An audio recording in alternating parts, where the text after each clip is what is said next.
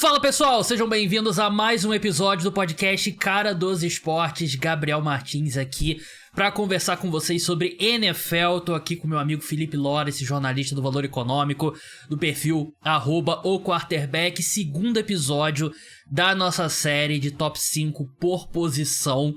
A gente vai fazer sempre um ataque e uma defesa. Hoje, como a gente começou com running backs na segunda-feira, tá bem legal o episódio, vai lá, assiste ou escute. A gente vai falar hoje sobre edge rushers, o defensive end. Eu tô sentindo um movimento recente das pessoas querendo trazer de volta o termo defensive end, né, pra discussão, né? Porque edge rusher, ele engloba ali tanto os defensive ends quanto os outside linebackers de esquema 3-4, né? Basicamente, edge é extremidade, é o cara que se alinha na extremidade ali da linha defensiva. A posição mais importante na defesa, eu diria. É muito bom jogador. E eu não preparei o Felipe pro bônus que a gente vai ter no episódio de hoje. Ele tá descobrindo agora junto com vocês. Eu prometi, Felipe, alguns top 5 históricos nessa série esse ano, né? A gente, cada ano acrescenta algumas coisas, né? Por exemplo, Head Coach é um que a gente introduziu, tipo, segundo, terceiro ano, e agora é um episódio sempre. Top 5 General Manager, top 5 coordenadores e tal. E esse ano eu tive a ideia de introduzir esses top 5 históricos. Obviamente, eu não falei pra você preparar, eu vou querer a sua opinião no meu top 5. Top 5 jogadores da história do New York Giants. Eu preparei aqui. Ótimo. Aqui. E eu quero saber a sua opinião quando a gente chegar lá no fim do programa. Então, talvez assim, o convidado, tipo, o participante do podcast é Ana Carolina Brasil. Aí eu faço top 5 jogadores do New England Patriots pra discutir com ela. João Eduardo Dutra, top 5 jogadores do New York Jets. O Felipe, assim como eu, ele tem esse vírus, ele é portador desse vírus, assim como eu, torcedor do New York Giants. É difícil porque tem muita história. Uma maldição. Uma maldição, tem muita história. É uma das franquias mais antigas da NFL. Tem uma galera aqui dos anos 50, anos 60 na lista, que obviamente eu não assisti, né? Mas como torcedor a gente tem que lembrar da história como um todo. Felipe, seja bem-vindo mais uma vez ao programa. Antes da gente falar de coisa de Giants e tal, você entra aí nomes específicos do top 5. O que você achou fazendo a sua lista? Eu já adianto, achei muito difícil. Achei que tem muita gente boa e achei muito difícil fazer essa lista, tirando, sem dar muito spoiler, né? O número 1 é bem tranquilo. Não, acho que assim, boa noite, Gabriel, boa noite a todo mundo que está nos ouvindo, ou boa tarde, ou bom dia, que dependendo do que está ouvindo pelo streaming, né?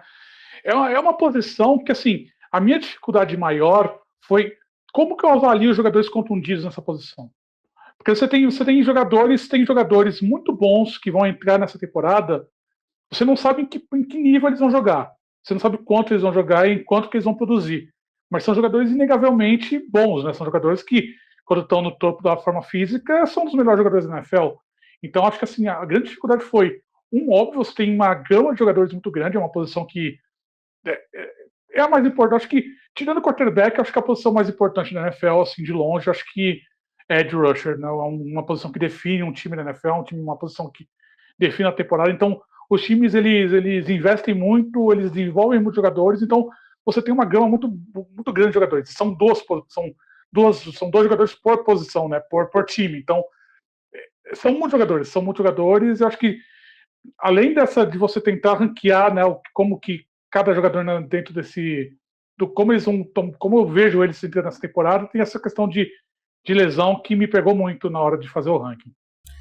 A lesão, acho que tem 2 nomes específicos ali com lesões que pegou bastante. E eu já adianto que eu tirei pontos, porque a gente tá falando do momento, né? E se no momento o cara tá vindo de uma ruptura de ligamento cruzado anterior, o momento dele, ele vai acabar perdendo pontos, mas é por conta disso. Vamos começar logo pela lista, né? Daquele esquema, o Felipe vai falar o quinto colocado dele. Eu vou dizer se tá na minha lista, a gente vai debater, e aí eu revelo o meu quinto colocado, e aí a gente vai subindo até a primeira colocação. Felipe, quem que é o seu quinto colocado? Então, entrando, não sei se vai ser uma polêmica, mas assim como você, eu tirei pontos de jogadores lesionados, né? Então acho que eu coloquei em quinto lugar o Micah Parsons, do Green Bay Packers, porque é o seguinte, para mim ele é um dos melhores jogadores defensivos da NFL, não há dúvida alguma disso. Ano passado ele jogou muito bem no Packers até se machucar. Só que ele se machucou muito no fim da temporada, na semana 15. Então eu não sei se ele vai entrar na temporada uma ótima forma física, eu não sei quanto ele vai jogar, não sei se ele vai participar da pré-temporada, então isso acaba tirando pontos dele nessa temporada, mas o cara é uma linha defensiva, né? Ele se alinha em qualquer lugar da linha defensiva e também ele tem uma taxa de pressão absurda, assim, um cara que é muito difícil você ter um planejamento defensivo contra ele. Mas acho que essa lesão no fim da temporada, na semana 15, pesa um pouco. Então acho que quanto do atleticismo dele vai estar de volta no início da temporada, quanto que ele vai participar desse início da temporada. Então acho que isso acaba tirando são incógnitas muito grandes em cima do Michael Parsons. Acho que o início da temporada dele vai ser meio complicado por conta dessa lesão. Então acho que a ver o quanto que ele vai produzir nos primeiros meses da temporada, se jogar nesses primeiros meses da temporada, se não for poupado para chegar só para outubro, novembro, né? Mas inegavelmente é um dos melhores jogadores defensivos da NFL. Em condições normais não estaria naquela posição nunca. Em condições normais ele seria o meu segundo colocado. E ele basicamente é isso desde que ele pisou na NFL, né? O que é bizarro, levando em consideração que ele não era nem a posição de origem dele, né? Ele foi draftado como linebacker. Eu tirei pontos dele e ele acabou na minha quarta colocação. Ainda assim, é um jogador espetacular e tal. E por todos esses motivos que o Felipe falou, né? A gente tá falando de novo do momento dele aqui agora, né? Do Micah Parsons. Então, ele perde alguns pontos. Se ele tivesse saudável, ele seria meu segundo colocado. E o cara que... A produção dele com pass rush em vários alinhamentos diferentes. E...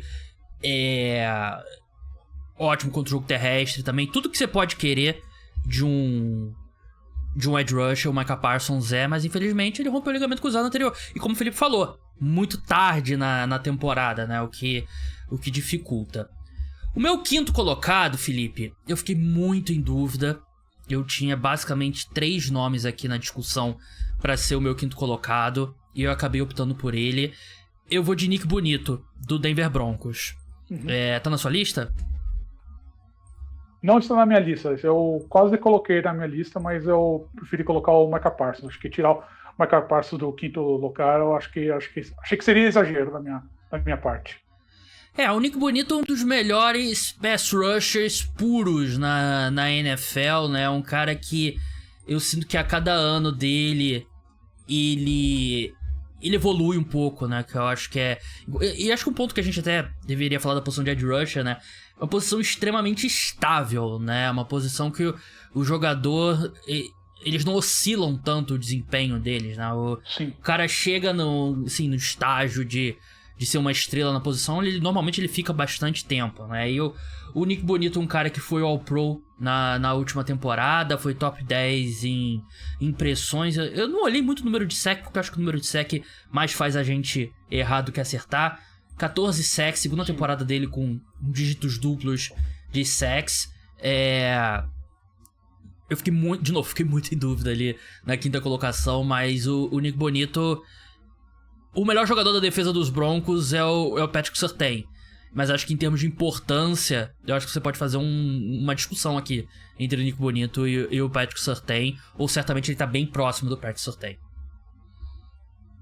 Eu acho que o Nick Bonito ele é um jogador que ano passado ele se destacou muito pela velocidade dele em campo, né? Um cara que ele é muito ágil, um cara que explode da linha da linha de scrimmage, né? Um cara que é um pouco menor do que você espera para um edge rusher e mesmo assim ele consegue ter uma produção muito boa, né? Então eu acho que ele entra assim como os melhores edge rushers da NFL. Acho que eu quase coloquei ele na minha lista, mas eu preferi deixar ele seria o meu sexto lugar. Então assim, acho que não tá muito longe. Acho que a grande questão do Nick Bonito para mim realmente é que como que eu quero ver ele tendo mais pressão. Acho que ele sai muito bem da linha de scrimmage. Ele é um cara que tem aquelas pressões rápidas, mas acho que ele é um cara que acho que precisa se desvencilhar mais das linhas ofensivas. É um cara que acho que precisa evoluir nesse quesito, mas é um cara que está em franca ascensão e eu concordo com você, eu acho que ele é o segundo melhor jogador da defesa do Broncos, sem dúvida alguma.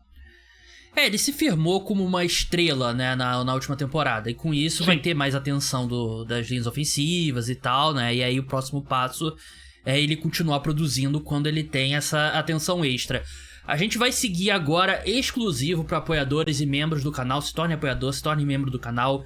Link tá na descrição, é muito importante a gente continuar crescendo o número de apoiadores e membros pro podcast Cara dos Esportes continuar no ar. Então dá aquela moral se você puder.